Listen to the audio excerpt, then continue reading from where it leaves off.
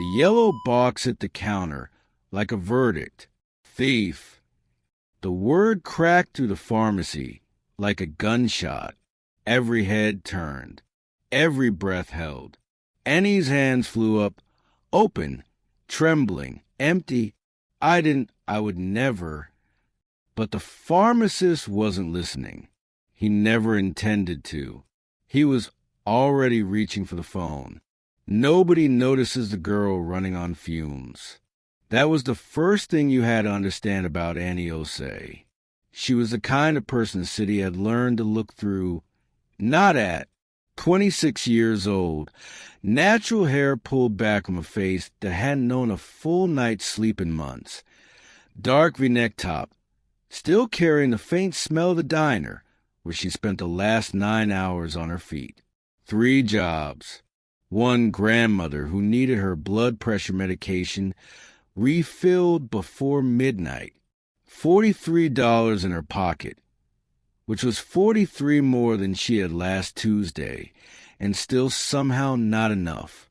The pharmacy on Crescent Avenue closed at 10. It was 9:47.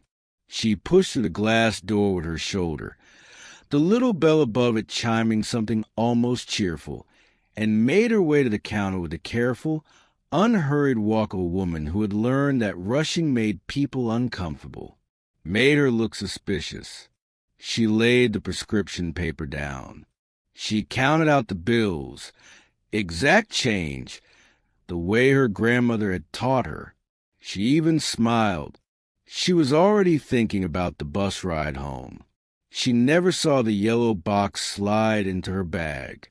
She didn't feel it, didn't hear it, didn't know. But someone on the other side of the store did. He had been standing near the blood pressure monitors for 11 minutes. Not shopping, not waiting, watching. Parkley did not come to pharmacies on Crescent Avenue for medication. Men like him had people for that. He had come because one of his people had whispered a location, a trail gone cold that had suddenly, inexplicably led here, to this unremarkable store, to a shelf in aisle 4. He had found nothing, and then the girl walked in. He watched her count her money. He watched the pharmacist's eyes flick to something beneath the counter. He watched the man's jaw tighten, not in suspicion, but in decision. Parkley had spent 15 years reading rooms, reading people, reading the precise body language of men who were about to do something they had already rehearsed. The pharmacist wasn't catching a thief. He was creating one. Why? Parkley's arms crossed slowly over his chest. The tattoo along his neck shifted with the movement, the only visible sign of who he was and what he represented. His eyes, cold and absolutely still, followed the yellow box as it disappeared into the girl's bag without her knowledge. What is in that box? The bell above the door had not rung again. No one had entered. No one had left. He waited. Thief! The pharmacist's voice was too loud, too rehearsed. His finger pointed at Annie with the confidence of a man who had already decided how this story ended, with her humiliated, removed, and silenced before she ever thought to look inside that bag. Annie's hands went up. Her eyes filled, not with guilt, but with something worse. Disbelief, because she had done everything right. She always did everything right. And still, I want to see the footage. Her voice came out smaller than she intended. Please, just check the cameras. I didn't take anything. The cameras are down for maintenance. The pharmacist smiled without warmth. But I saw you, and that's enough. He reached for the phone again. Parkley pushed off the wall. He moved without urgency. The unhurried walk of a man who had never once needed to raise his voice to make a room go quiet. He stopped at the edge of the counter. He looked at the yellow box. He looked at the pharmacist. Something shifted behind his eyes. He recognized it, put the phone down. 3 words, quiet as a closing door. The pharmacist looked up, and the color left his face, because Parkley wasn't looking at Annie anymore. He was looking at the pharmacist the way a man looks at something he intends to take apart. "That box," Parkley said softly, "does not belong to you. Subscribe to see how this unfolds, and comment where you're watching from. I would love to say hello to you, just to know how far our story is going." The diner shift had ended at 9:15, which meant Annie had exactly 32 minutes to cross 6 blocks, fill her grandmother's prescription, and catch the last crosstown bus before it stopped running on the east side route. She didn't run. Running drew attention, and attention in this part of Atlanta, after dark, was never the kind you wanted. So she walked fast, the practiced, purposeful stride of a woman who had learned to move through the world like she had somewhere important to be, even when important just meant home. Her feet hurt. They always hurt by this point in the day. The diner required non-slip shoes, and non-slip shoes were not designed with comfort in mind. They were designed to keep a person upright while they carried plates of food to people who never once looked up from their phones long enough to say thank you. Annie had stopped expecting thank yous around the 3rd month of working there. She'd stopped expecting a lot of things by now. Her phone buzzed in her jacket pocket. She already knew who it was. "Did you get it yet?" Her grandmother's text read, "The refill. Don't forget the refill, baby." Annie typed back a quick "on my way." Grandma rose and slipped the phone away without breaking her stride.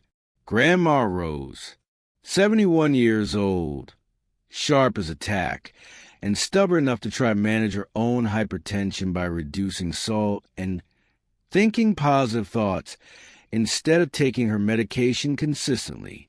The doctors had explained 3 times what uncontrolled blood pressure could do. Annie had explained it twice more in plain language after each appointment.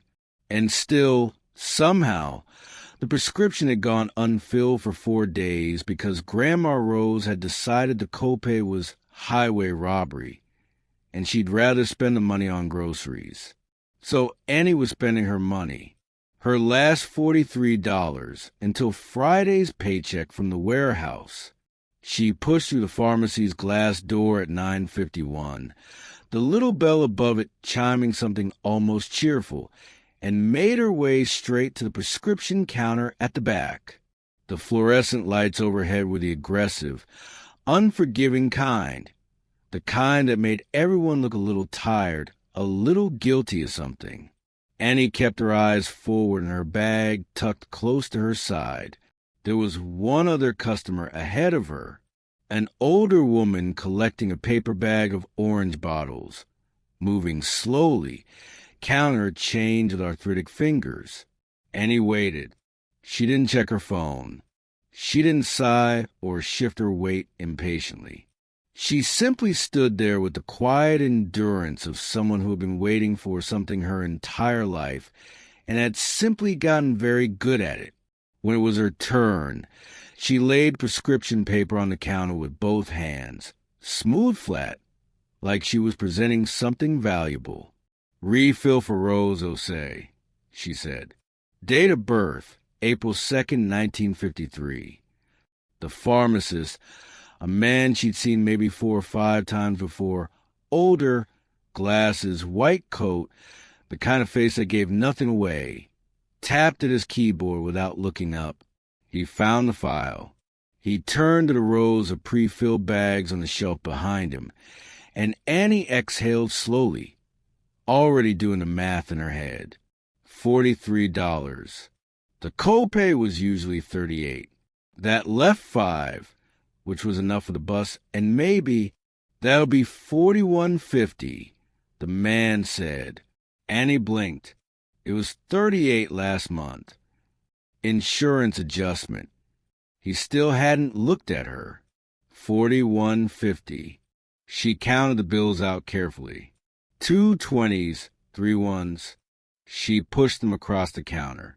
He made change, $1.50 in coins, and slid the white paper bag toward her. She picked it up, tucked it into her bag, and turned to leave. She had taken maybe 4 steps toward the door when she heard it, the sharp crack of a palm hitting a counter. Hey, stop right there. Annie turned slowly. The pharmacist had come around from behind the counter. He was moving toward her with an energy she hadn't seen from him before. All that professional blankness gone, replaced by something rigid and pointed. His right hand was extended, index finger aimed at her bag like an accusation before the words had even arrived. Empty it, he said. Right now. Annie looked at him, then at the other 2 customers who had stopped moving, watching, then back at him. I'm sorry. Your bag. His voice went up half a register, still controlled, but brittle underneath, like a man performing calm. You put something in it. I saw you, before you came to the counter, over in aisle 4. You picked up an item, and you did not pay for it. The silence in the pharmacy was total. Annie felt something cold move through her chest. Not guilt, but the nauseating recognition of a situation that was already past a point where logic mattered. She'd been here before. Not in a pharmacy. Not with a theft accusation. But in the particular powerlessness of being a young black woman in a room where someone with authority had already decided what kind of person she was. I didn't take anything, she said. Her voice was steady. She was proud of how steady it was. I came straight to the prescription counter. You can check the cameras. Cameras are down for maintenance. He said it too quickly, too easily, like a line he'd rehearsed. Then there are people here who saw me walk straight back. I saw you. He stepped closer. And that is enough. Now either you empty that bag yourself, or I call the police and they do it for you. The older woman by the door had already moved to leave, head down, not wanting to be part of whatever this was. The other customer, a young man with headphones around his neck, had taken out his phone. Annie couldn't tell if he was filming or calling someone. It didn't matter. Her hand was shaking when she unzipped her bag. She already knew what she was going to find. In the abstract, terrible way you sometimes know a bad dream is going to get worse before you wake up. She pulled out Grandma Rosa's prescription bag, her wallet, her work ID, her phone, and then her fingers touched something else. Something she had never put there. A small yellow box. Crisp edges. Sealed. A pharmacy label on the side with a price sticker that read $189.99. Annie stared at it. That, the pharmacist said, his voice dropping into something almost satisfied, is a specialty compound. Top shelf. You tucked in while you were walking past aisle 4. I didn't. She looked up at him. I have never seen this before. I don't even know what this is.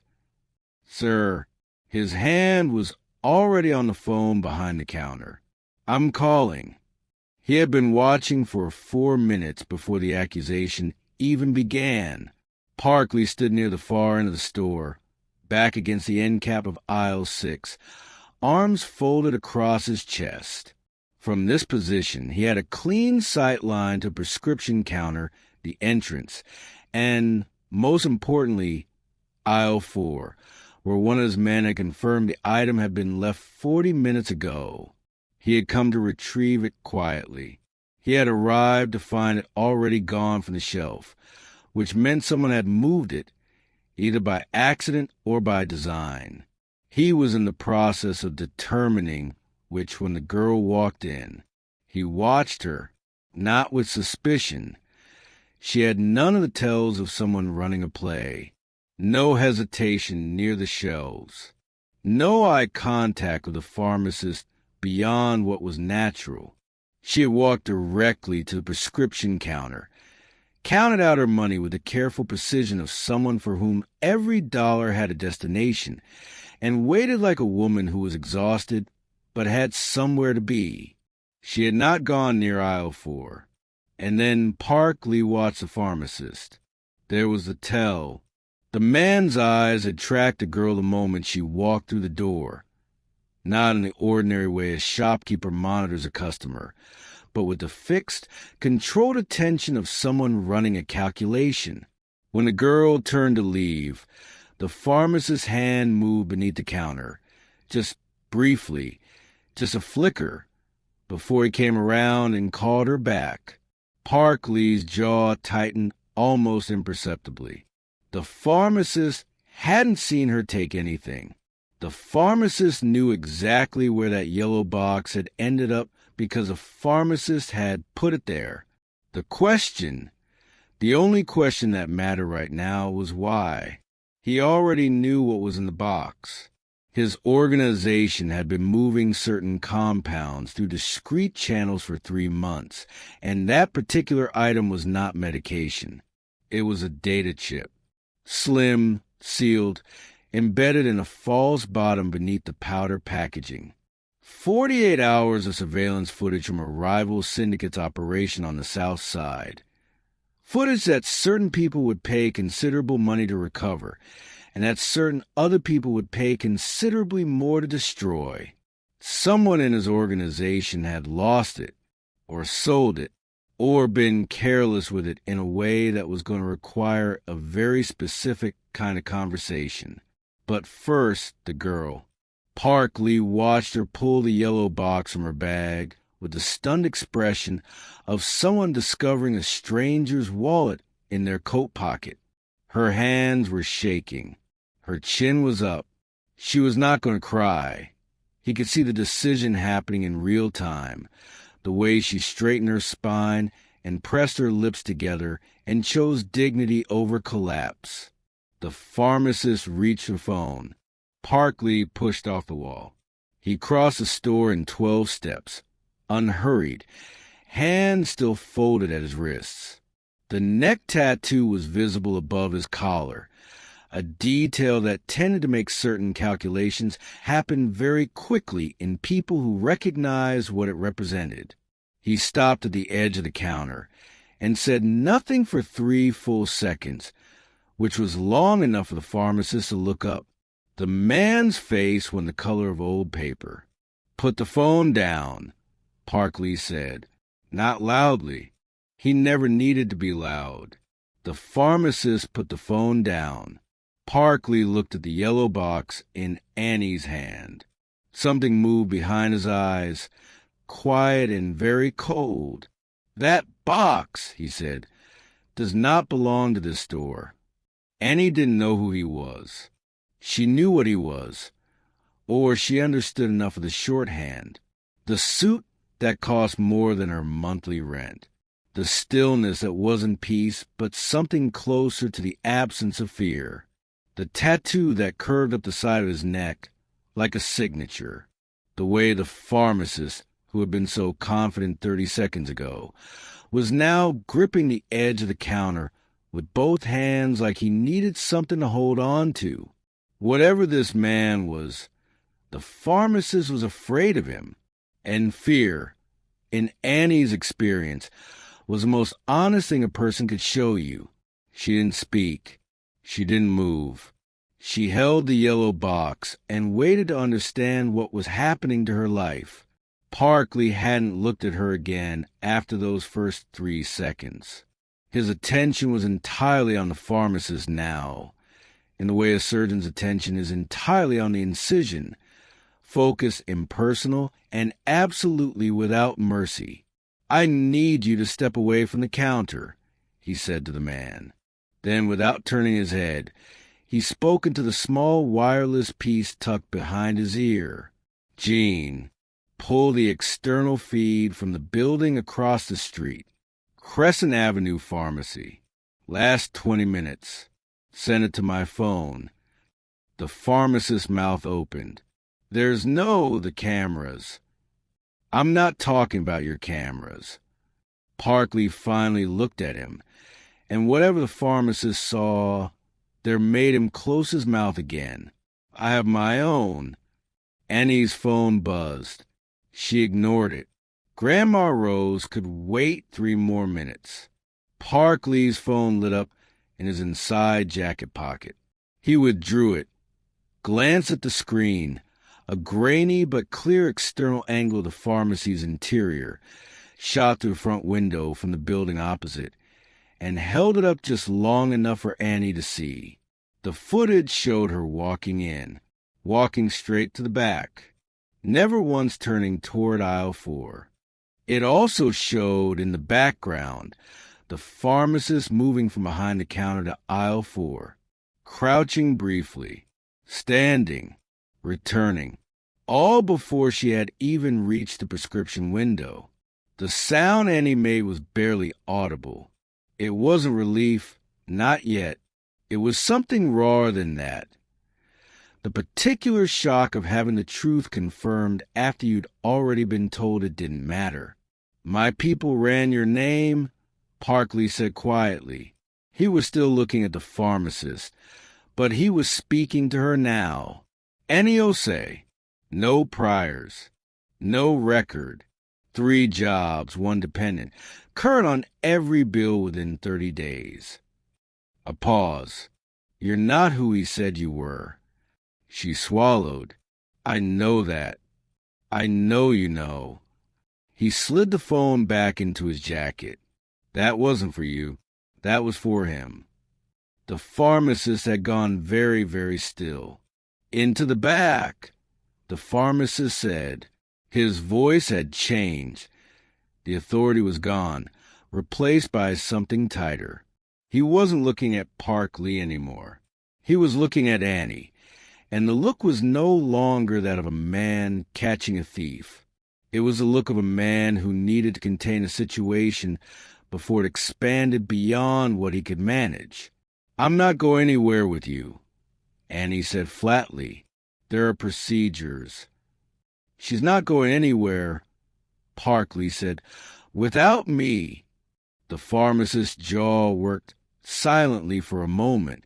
Then, apparently calculating that argument was not going to serve him here, he turned and walked toward the door at the back of the dispensary. The one marked staff only.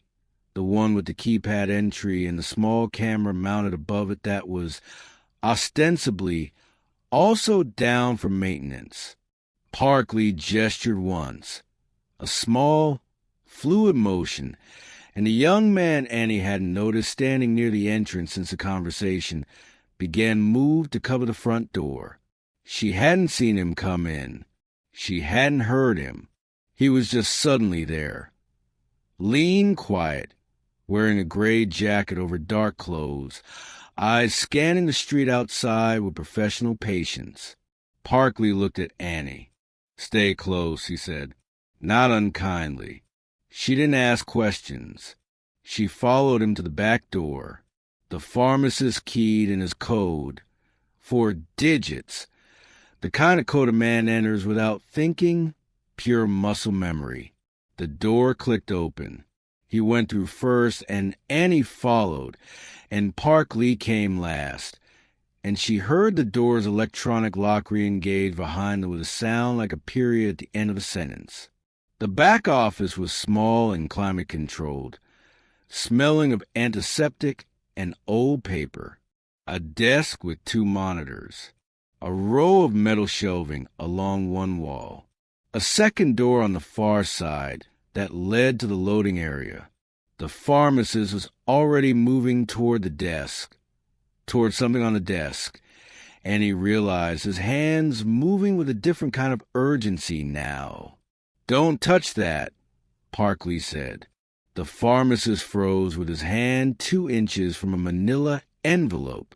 The room was very quiet. The fluorescent light above the desk flickered once, twice, then held. Annie looked at the envelope. She looked at the yellow box still in her hand. She looked at Park Lee, who was looking at the pharmacist with the expression of a man who had just finished doing arithmetic and arrived at a number he already expected. "How long have you been working for the Sung faction?" Park Lee asked. The pharmacist's shoulders dropped. The performance, all of it, the authority, the indignation, the careful rehearsed confidence, fell away completely, and what was left underneath was just a frightened old man who had made a deal he hadn't fully understood the terms of. "They told me it would be simple," he said. His voice had gone thin. "Leave the package on the shelf. 1 hour. Someone picks it up. I get paid, and I never hear about it again." And when no one picked it up, the man's eyes flicked to Annie. I panicked. Park Lee was quiet for a long moment. When he spoke again, his voice was so controlled it was almost gentle. "You use an innocent woman as a mule for evidence that could start a war between two organizations." He tilted his head slightly. "And you thought that was simple." The pharmacist didn't answer. Annie set the yellow box down on the desk. Her hands had stopped shaking somewhere between the pharmacy floor and this room, replaced by a cold, clarifying anger that she recognized from the very worst nights of her life. The kind of anger that didn't burn, the kind that settled. "I want to know," she said, "what is in that box?" Park Lee looked at her. Something shifted in his expression. Not quite surprise, but a recalibration. He was used to people going quiet in rooms like this. He was used to people looking at the floor. She was looking directly at him. "That," he said slowly, "is a more complicated answer than you might want right now." "I've been standing on my feet for 9 hours, Annie said. "I counted out $41.50 to buy my grandmother's blood pressure medication. I was almost arrested for something I didn't do." She held his gaze. "I think I've earned complicated." The corner of Park Lee's mouth moved. Just barely. Just once. "Yes," he said quietly. "I suppose you have." He reached for the yellow box. And somewhere outside, distant but closing fast, came the sound of car doors. More than one, moving without headlights. Jin's voice came through the earpiece, low and tight. "Boss, we've got company. South side of the block. 4 vehicles. These aren't police." Park Lee's hand stilled on the box. His eyes moved to the loading door on the far wall, then to Annie, then to the pharmacist, who had gone the color of chalk. "They came for the box," the pharmacist whispered. "I sent a signal when I thought if I gave it back." "You told them it was here." Park Lee's voice was absolutely quiet. With an innocent woman in the building. The pharmacist couldn't seem to finish a sentence anymore. He just stood there, shrinking. Park Lee looked at Annie. In the flickering fluorescent light, with the sound of those engines now audible through the walls, she watched him do the same thing she'd seen him do on the pharmacy floor. That precise, unhurried calculation behind his eyes. Except this time, at the end of it, something else appeared. Something that looked almost like decision. Personal, not strategic. "Stay behind me," he said. Annie picked up her bag. She straightened her spine the same way she had on the pharmacy floor, the same way she had every night for the past 2 years when the bus was late or the shift ran long, or the bills didn't add up and the city kept moving around her like she wasn't there at all. "I'm not hiding behind anyone," she said, "but I'll walk beside you."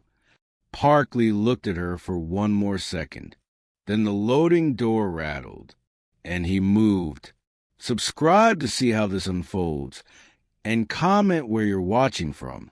I would love to say hello to you, just to know how far our story is going. The loading door shook again, harder this time, the metal frame rattling in its housing like something impatient on the other side. Parkley didn't flinch. He moved to the desk in 2 steps, picked up the yellow box, and turned it over his hands with the deliberate focus of a man reading a language no one else in the room spoke. His thumb pressed along the seam at the bottom, a specific pressure point, barely visible, and the false floor of the box gave way with a soft click. Annie watched him extract something from inside.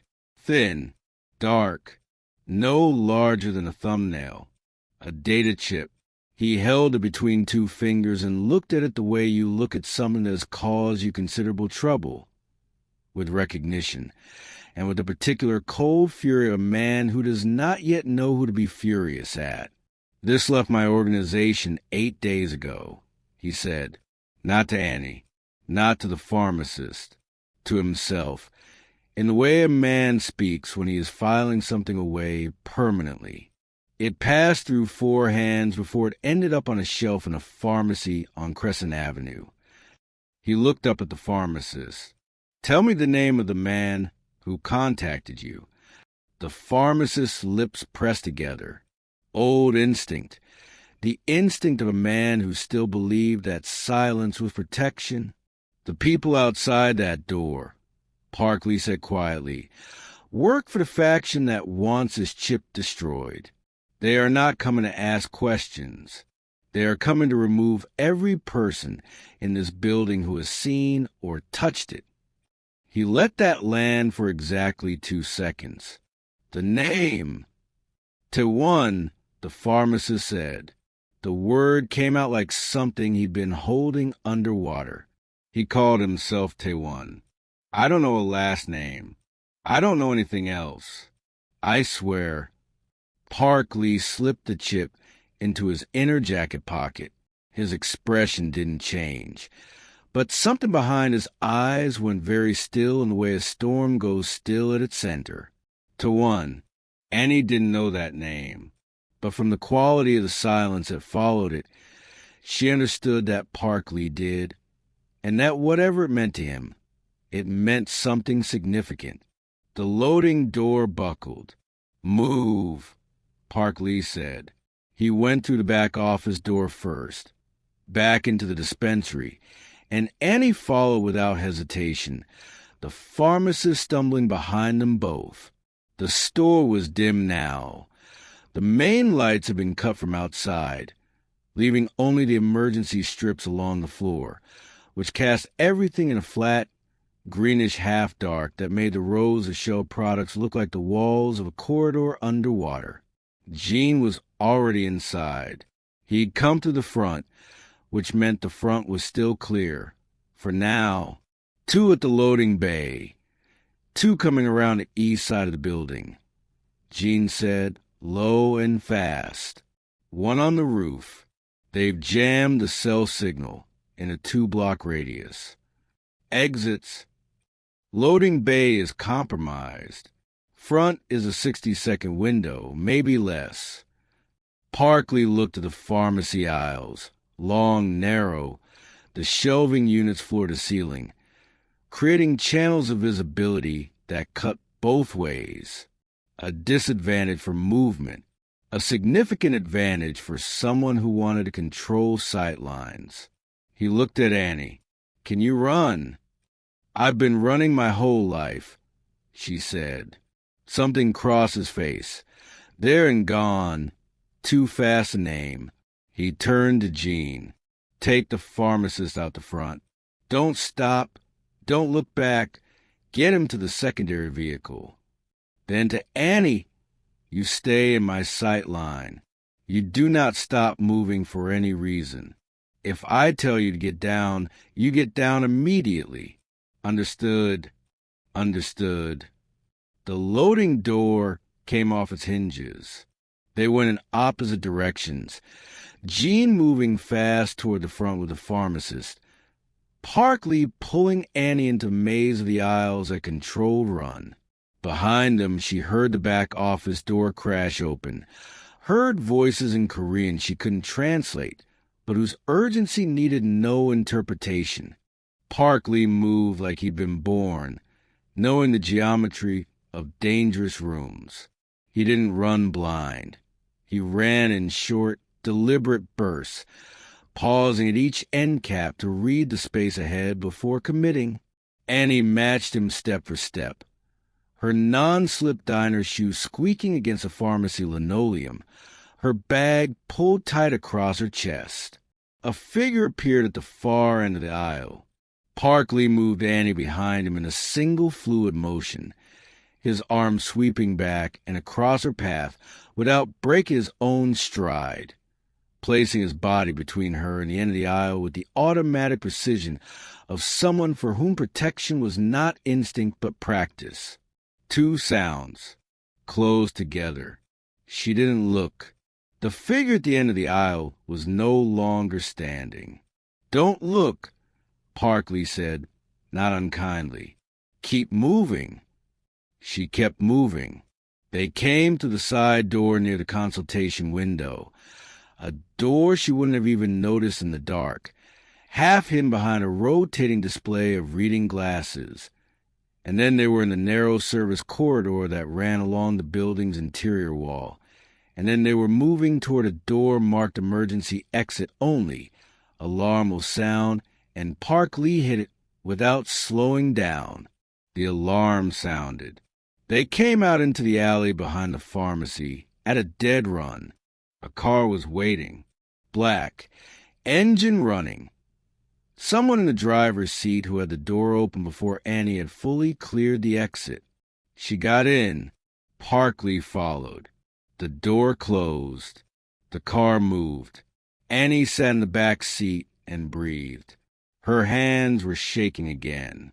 She pressed them flat against her thighs and focused on the sensation of the seat beneath her and the sound of the engine and the city lights beginning to reappear outside the window as they moved away from the jammed signal radius. Her phone buzzed back to life in her bag. 3 messages from Grandma Rose, each one escalating concern from just checking any baby, were you to a row of question marks that somehow communicated more worry than any of the words had. She typed back, "I'm okay. On my way. Got your medicine."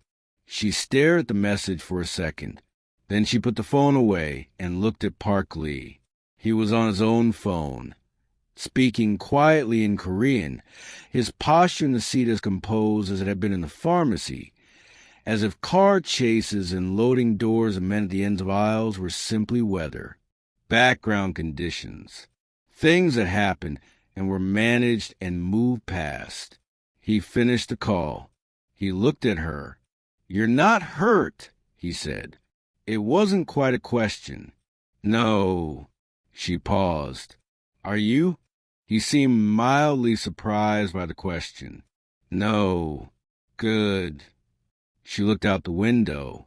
The city was sliding past in its usual indifferent way, all lit windows and late-night traffic, and people on their phones waiting for the light to change. Atlanta at 10:30 p.m., looking exactly like it always looked, completely unbothered by whatever had just happened on Crescent Avenue. "Where are we going?" "Somewhere safe," he said, "until I can confirm the immediate situation is contained." Annie nodded slowly. She thought about Grandma Rose alone in the apartment with her unchecked blood pressure and her 3 texts and her worry. She thought about the yellow box. She thought about Tawan, the name that had made Park Lee go quiet in the way mountains go quiet before something shifts inside them. "You know who did this," she said. "Inside your organization. You already know." Park Lee was quiet for a moment. "I have a strong theory." "Is that why the box ended up on a shelf instead of wherever it was supposed to go? Someone on your side was trying to move it without you knowing?" He looked at her steadily. "You're very quick." "I'm very tired," Annie said. "Tired people pay attention. It's the only thing that keeps you from making mistakes you can't afford." The safe house was a brownstone in Midtown, the kind of building that announced nothing about itself. With clean windows and plain front door and no visible security that Annie could identify, though she was certain it was there, they went in through a side entrance. The interior was warm and spare and smelled faintly of coffee and something she couldn't place. Cedar, maybe, or something close to it. There was a woman inside who looked at Annie with calm, professional assessment and handed her a glass of water and a first aid kit she hadn't asked for, but accepted anyway. There were two men in a back room that she glimpsed briefly before a door closed. There was a landline on a side table that rang once and was answered immediately, and there was a photograph on the wall near the entrance that made Annie stop walking. It was old, black and white, the edges slightly softened with age, in a plain frame that suggested it mattered to someone but wasn't meant to be noticed. A group of people outside what looked like a community center. A banner above the entrance that she couldn't fully read. And in the front row, third from the left, a woman with the kind of face that was so familiar to Annie that her chest contracted around it. Younger, decades younger, but unmistakably the same nose, the same set of jaw, the same particular angle of the chin that Annie had been looking at her entire life across kitchen tables and hospital waiting rooms and Sunday morning church pews. "Grandma Rose, where did you get this?" Annie's voice came out barely above a whisper. Park Lee had followed her gaze. He stood beside her now, looking at the photograph with an expression that was no longer cold or calculating. That was, for the first time, something she couldn't name because she hadn't seen it on his face before. Something closer to grief, or memory, or the specific weight of a debt long carried. Her name was on the deed of a community center my mother ran in 1987, he said, on the south side, before the neighborhood changed, before a lot of things changed. He was quiet for a moment. "My mother died when I was 9. The women who ran that center, they took turns sitting with me, feeding me, making sure I had somewhere to be after school while my father was..." He stopped, restarted. "Rose Osei sat with me every Tuesday for 2 years. She taught me to play cards. She told me I was going to be someone." Annie looked at him. "She never knew what kind of someone," he said, and the dryness it was not humor, but something older and more honest than humor. "She still might surprise you," Annie said quietly. Park Lee looked at her for a long moment.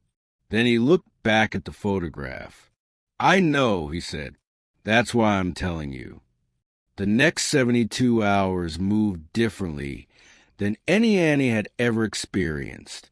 She called Grandma Rose. She told her she was safe and with a friend and that she would explain everything.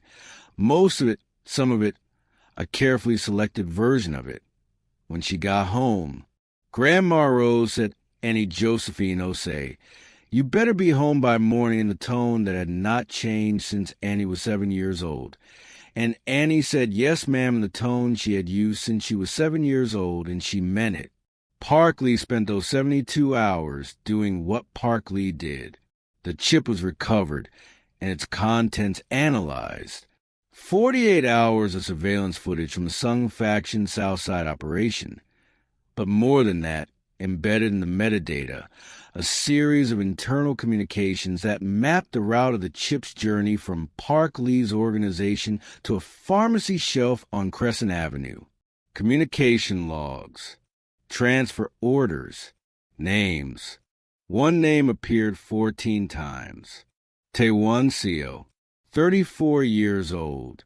Park Lee's head of logistics for the Eastern Corridor, a man who had been in the organization for 11 years and had, apparently, been building a quiet exit strategy for the last 3 of them, feeding intelligence to the Sung faction, skimming from transfers, and when the chip became too dangerous to hold, attempting to dispose of it in a way that would have left an innocent woman holding evidence she couldn't explain and charges she couldn't survive. Parkley handled it the way Parkley handled things, without noise, without excess, with the precise and total thoroughness of a man who understood that incomplete solutions were just future problems wearing different clothes. Taewon Seo did not surface again in any conversation, record, or context that Annie was ever made aware of. She didn't ask. She had her own understanding of how certain things worked. The way you understand weather, not mechanically, but practically. It was enough to know the storm had passed. What she did ask about, 3 days later, sitting in the kitchen of the brownstone while the woman who'd handed her the water kit, whose name turned out to be Nora, and who was far more than she initially appeared, made tea with the focused care of someone for whom tea was not casual. What happens to the pharmacist, Parkley, who was standing at the window with a coffee he hadn't drunk yet, considered the question with the same seriousness he gave everything. He cooperated fully. He's been relocated. He won't be practicing again. That's not justice. No, Parkley agreed. It's the available version. He looked at her. The full version requires more exposure than is currently useful for either of us. And he thought about that. You mean useful for you? I mean useful for you, he said. Your name in a police report connected to the situation opens doors you don't want open. A pause. I'm trying to close them, not open them. She looked at him across the kitchen. He was still holding the untouched coffee. There was something in his face that he hadn't let her see before. Not vulnerability, exactly, but the thing adjacent to it that exists in people who have been alone in their own power for so long that proximity to someone ordinary has become its own kind of disorientation. My grandmother would like to meet you, Annie said. Something shifted in his expression. Quick, almost imperceptible. She knows who I am? She knows you sat with her at a community center on Tuesday afternoons when you were 9 years old, and she taught you to play cards. Annie picked up her own tea. I think she'd like to know you turned out okay. Parkley was quiet for a long time. I'm not sure I did, he said finally. She'll be the judge of that, Annie said. She usually is. 2 weeks later, Annie quit the warehouse job, not because she had to, because she finally could, and because certain things had been quietly rearranged in ways she was still understanding. The diner job she kept for now, because she liked the routine, and because the other women on the early shift were the kind of people you don't just leave without good reason. The third job, the overnight data entry position that had been slowly eroding her sleep for 8 months, was gone by the end of the month. Grandma Rose's medical bills, which had been accumulating in a folder in the kitchen drawer with the patient, resigned energy of things that had stopped expecting to be paid, were no longer accumulating. Annie didn't ask how. She had learned, over the past 2 weeks, that asking Parkley how he had done certain things was less useful than simply acknowledging that they were done.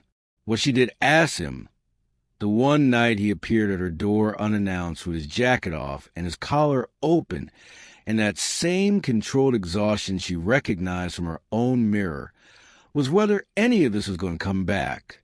Some of it, he said, standing in her doorway like a man who wasn't sure he had the right to come in. Not the same way. Not to you, but to you. That, he said, is a different story. Annie stepped back from the door.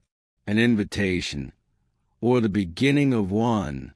"Then I suppose," she said, "you'd better come in and tell it." Parkley looked at her for a moment. That same recalibration she'd seen in the back office. The sense of man adjusting his understanding of a room he thought he already knew. Then he came inside. And for the first time since she had counted $41.50 across a pharmacy counter on a Tuesday night in Atlanta, Annie Osei felt a particular, fragile, stubbornly persistent sensation of something beginning, not ending, not surviving, beginning. And that is where we leave them. For now, Annie, who walked into a pharmacy with her last $43 and walked out of something far larger than she ever expected. Parkley, who spent 15 years becoming someone his 9-year-old self wouldn't recognize, and who is only now beginning to wonder if that's something that can be undone. There is still the question of Taewon's employers. Still the question of what the Sung faction does next. Still a question of what Parkley becomes when someone is finally watching the way he has always watched everyone else. Not calculating, not managing, but simply seeing. If you've made it this far, thank you. Genuinely. You didn't have to stay, and you did, and that means something. Subscribe so you don't miss what comes next, because I promise you, what comes next is where this story actually begins. And drop a comment telling me where in the world you're watching from. I want to say hello to every single one of you. I want to know exactly how far this story has traveled, because Annie deserves someone to finally see her. So do you?